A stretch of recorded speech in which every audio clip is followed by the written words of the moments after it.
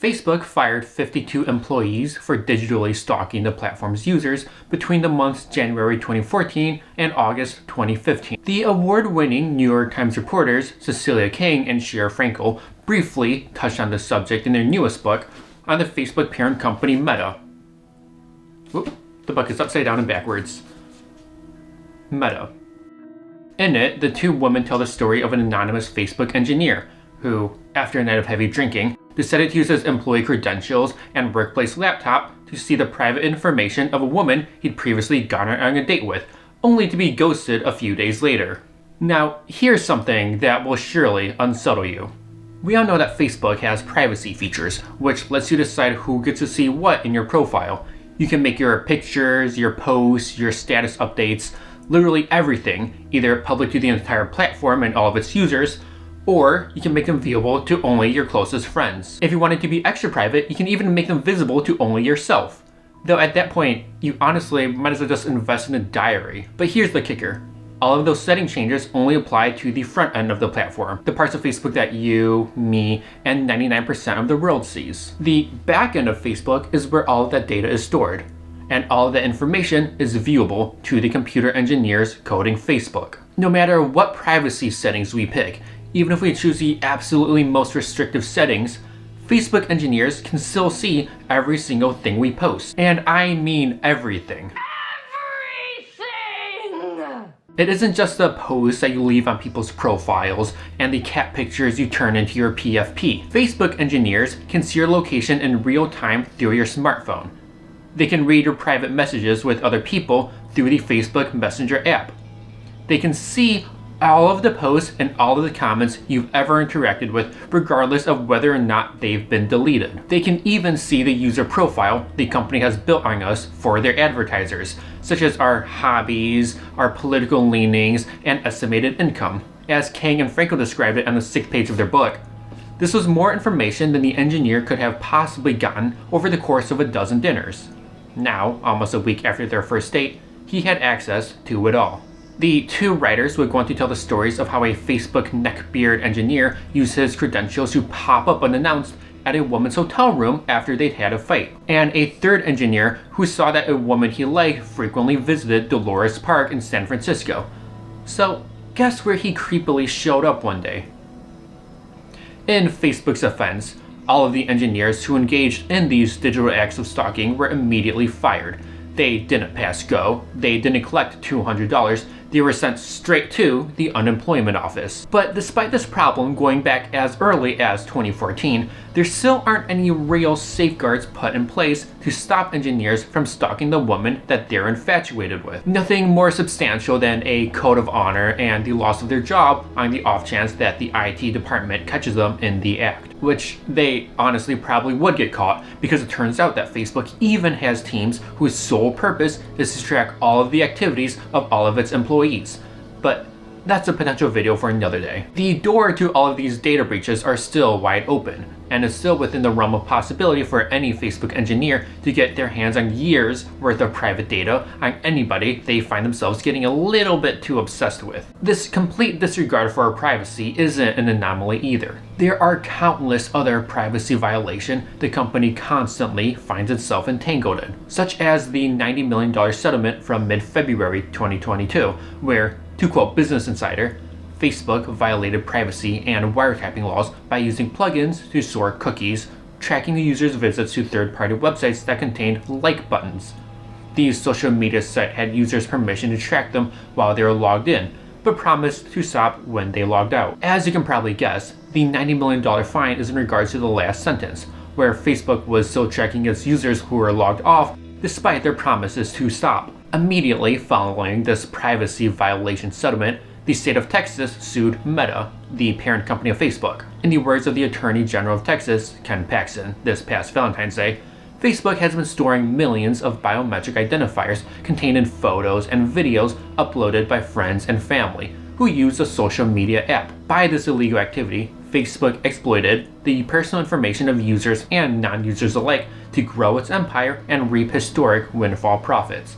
The company repeatedly captured biometric identifiers without the consent of billions in a knowing violation of the Capture of Use of Biometric Identifier Act and Deceptive Trade Act. Do you remember how Facebook used to suggest specific friends to tag in uploaded pictures? This is how the platform knew who was in the pictures. Facebook kept data on all of the identifying features of all of its users, like the shape of their nose, the color of their eyes, and the height of their cheekbones. And they utilized that wealthy database to know who everyone in all of the uploaded pictures are. Facebook had previously settled a class action lawsuit in 2015 with the state of Illinois for $650 million. And now it appears to be the Texans' turn to grab their fair share of Facebook's illegal profits. But Facebook/Meta isn't the only big tech company violating the privacy rights of its users. Every single member of MANGA, that's Meta ni Facebook, Apple, Netflix, Google, and Amazon, is currently facing heavy scrutiny for the data that they collect on their users. And yes, that really does include Netflix. It would take an entire day to talk about all of the privacy violations that all of the big tech firms are involved in.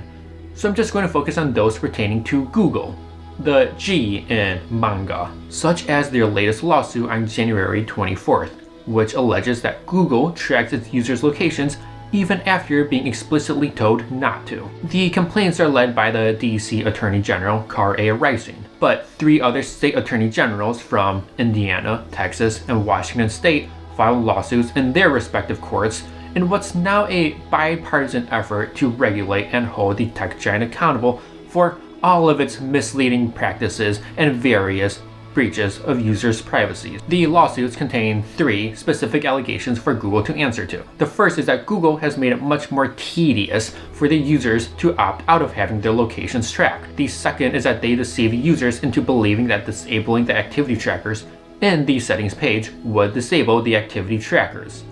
It does not. Disabling the activity trackers in the settings page does not, as the action would imply, disable the activity trackers. And finally, Google has relied on dark patterns and manipulative tactics to keep their users uninformed about their data's lack of privacy. The DCAG said that investigators have found that since as early as 2014, Google had been offering conflicting claims on what precisely the users could and could not keep private from the data mining giant. Google has implied through the device settings that the users have the option of only allowing the company to access the data that we're all comfortable with sharing. However, these investigations from the Associated Press and Princeton University proved the opposite to be true. We, the users, can certainly change the preference settings on our devices. Yes. But Google has found a clever little loophole to ignore that decision. They've prioritized profits over people, the Indiana Attorney General Todd Rokita said. They have prioritized financial earning over following the law. To nobody's surprise, Google has issued counterclaims to debunk the allegations made by the investigations. In the words of Google's spokesperson on the topic, the attorney generals are bringing a case based on inaccurate claims about our settings. We have always built privacy features into our products and provided robust controls for location data. We will vigorously defend ourselves and set the record straight. They're also claiming that the decision to track our location isn't being done to gain an advantage on their business. No. That's too crass. But rather, it's to improve the experience of those who are using their services. Specifically, the Google search engine, Gmail, YouTube, and Google Chrome. And on top of that, they're also denying the claim that we can't actually stop Google from tracking us. That clear, accurate descriptions, along with robust controls, have already been provided, which allow us to control the personal information shared with Google. However, there are several indisputable pieces of evidence against Google in regards to these statements. For example, an edited statement on their website which had originally said, with location history turned off, the places you go are no longer stored. But that blurb was later revised to say, this setting does not affect other location services on your devices. Some location data may be saved as part of your activity on other services like search and maps. To put it another way, we can tell Google not to track our locations. And indeed, Google will respect our preferences and not track our location. Until we open an app that has location tracking enabled, that is. For example, apps like Facebook, Snapchat, Twitter, and Pokemon Go. When we open one of these location-enabled apps, Google is able to instantly know where we are by pulling the location data from those apps to their servers. The only way for location history to be stopped is to have them deleted and disallow all types of location tracking for all applications, which is an annoyance for one, but but it also removes a lot of functionality from the apps at best, or at worst, makes them utterly unusable. Facebook needs to know where we are to serve us targeted ads. Snapchat needs to know where we are to give us location-based filters. Twitter needs to know where we are to give us the local trending topics.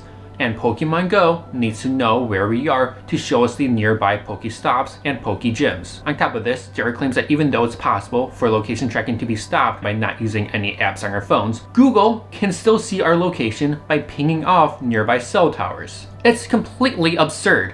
If our phones are going to have a setting that allows us to turn off something called location history, then turning off location history should, as its name suggests, stop the history of our locations from being stored. But Google evidently doesn't believe in common sense reasonings because they are utterly hell-bent on getting their grubby Silicon Valley mitts on our private data. Which leads us to the obvious question. Why does Google want our private data this badly? Google is the leading search engine provider in the entire world, controlling almost 90% of the entire industry's global market. They also own the Android operating system, which runs billions of smartphones and dumb phones worldwide. Even iOS users aren't safe from this data tracking because the people who own iPhones are almost definitely still using Google services. Because of the near monopoly Google has on virtual services, their parent company, Alphabet Inc., has a market cap of $2 trillion. But as you already know, Google rarely asks for payments for their services.